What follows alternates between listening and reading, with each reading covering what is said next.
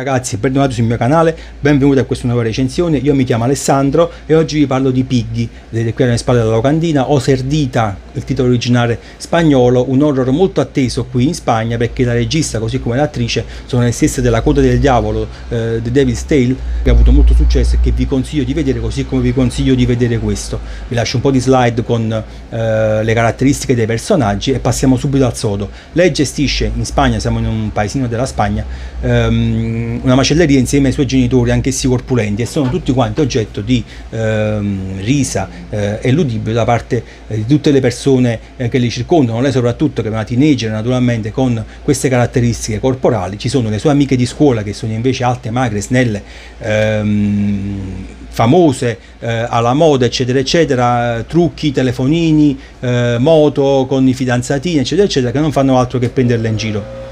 Tutte tranne una che sembra essere un po' più vicina a lei, va a fare la spesa in macelleria, le rivolge addirittura la parola a lei che porta sempre le cuffie in testa per sentire musica, per non sentire gli altri che la prendono in giro. Però poi anche questa ragazza purtroppo si renderà artefice del misfatto che scatenerà la furia omicida di Piggy. Cosa succede? Che lei è costretta ad andare in piscina quando gli altri non ci sono più, altrimenti tutti la prendono in giro. Così fa una sera, fatto sta che mentre sta facendo il bagno le amiche le rubano i vestiti e la borsa e se ne scappano, e lei è costretta a tornare a casa in costume. E questa scena in cui lei cicciotella corre in costume lungo questa strada molto lunga è molto bella. A me ha fatto veramente angoscia e ti lascia un vuoto dentro che poi non è altro che il preludio di quello che sarà per succedere. In piscina c'è un ragazzo alto, grosso, corpulento, che non sembra infastidito dalla presenza di Piggy, anzi sembra apprezzare lei, il suo corpo, il suo sorriso, ed evidentemente la sta seguendo già da qualche giorno, perché capiamo dopo poco che ha fatto fuori la bagnina, che è una di quelle che la prendeva in giro per il suo corpo, e la troviamo incatenata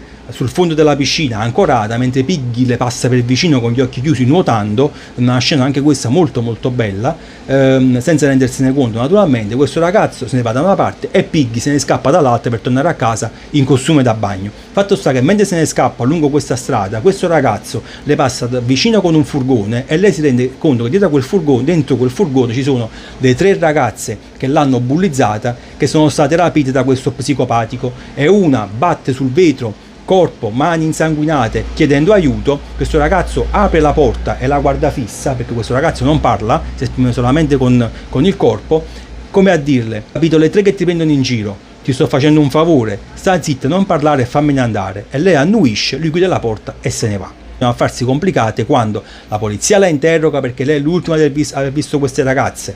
E qui entra in gioco la madre, che è il personaggio più bello del film, un'attrice spagnola molto famosa. Vi lascio qui la slide, con una quasi sessantenne, una carriera alle spalle molto lunga, molto apprezzata, che è il personaggio più bello del film perché cerca di metterla a dieta per fare in modo che lei non venga più presa in giro. È la classica madre protettiva.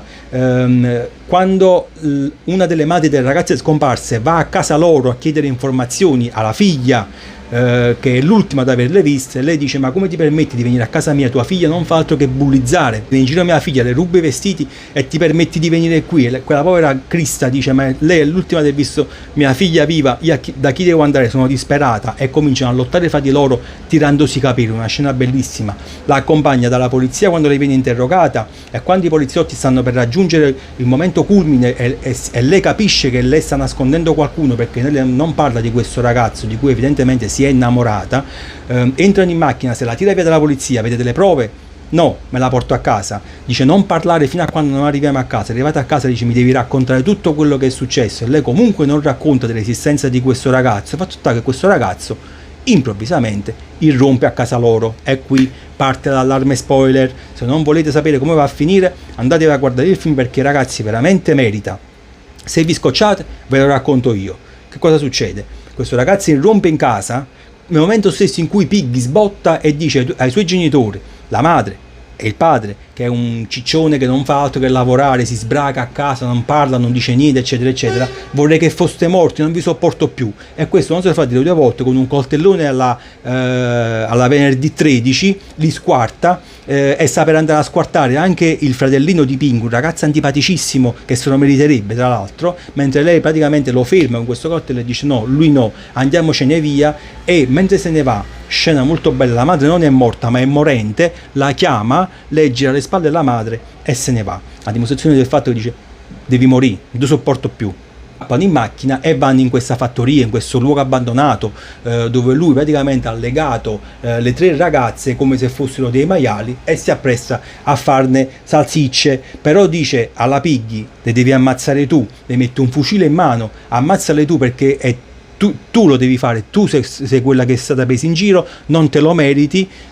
Tutto questo naturalmente glielo fa capire perché non parla. Ma lei si rifiuta all'ultimo momento e prende questo coltello famoso con cui lui ha ucciso i genitori e gli dà un paio di coltellate e lo mette al suolo. Però nel momento in cui questo ragazzo praticamente comincia a grondare sangue dappertutto, che cosa succede? Che lei con il fucile in mano per sbaglio spappola la mano delle ragazze, che poi era quella che si era dimostrata inizialmente sua amica, che poi invece le aveva voltato le spalle. E una delle 3 ragazze ancora legate, che poi è quella più antipatica di tutte, quella che più ce l'ha con Piggy, addirittura in quella situazione, in quel momento, si permette di dirle: Piggy, che cosa hai combinato? Cioè, maiala, che cosa hai fatto? Invece di chiamarla per nome e di supplicare che lei la aiuti, continua a prenderla in giro. Allora a quel punto si rompe le palle, si gira, appare, spara una fucilata in petto, proprio a dire: guardate, meritate veramente di morire, perché siete antipatiche fino all'ultimo. È vero che lui vi vuole ammazzare, però voi siete antipatiche e ve lo meritate. Questo praticamente è proprio una liberazione. Fatto sta che il ragazzo a terra nel frattempo muore, ma le 3 che stanno là non muoiono. Io con la mano spappolata si lamenta, con la fucilata in petto si muove ancora. La terza poi addirittura era caduta perché il filo, la corda che la manteneva si era spezzata e sta al suolo. Quindi le 3 non sono morte, forse una sta lì per morire. Fatto sta che lei fugge per strada e trova, guarda caso, di lì che passa un suo amico di scuola che anche lui la prendeva in giro, però poi piano piano si è avvicinato invece a lei, il solito ragazzo macio con la canottiera, magro, con la moto da cross, che se la tira. Quando la vede dice: senti, che cosa è successo? Aiutami.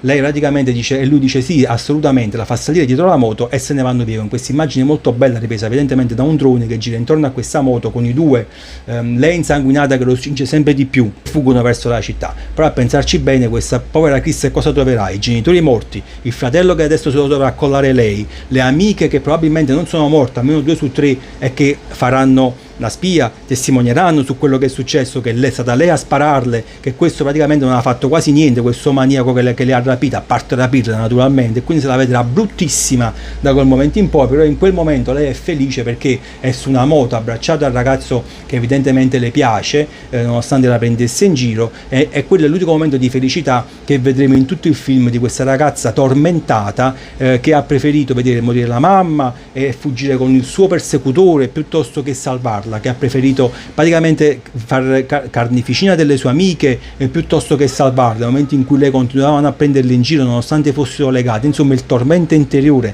di questa ragazza, che è veramente stanca di essere presa in giro, si tramuta in una omicida. Un film che vi consiglio per di essere visto perché è ben recitato, vuol dire anche perché la regista è una ragazza emergente e si nota il tocco femminile durante tutto il racconto del film. Vi raccomando ragazzi, mettete like, condividete il video, iscrivetevi al canale, siete sempre di più e vi ringrazio. Vi do l'appuntamento alla prossima recensione.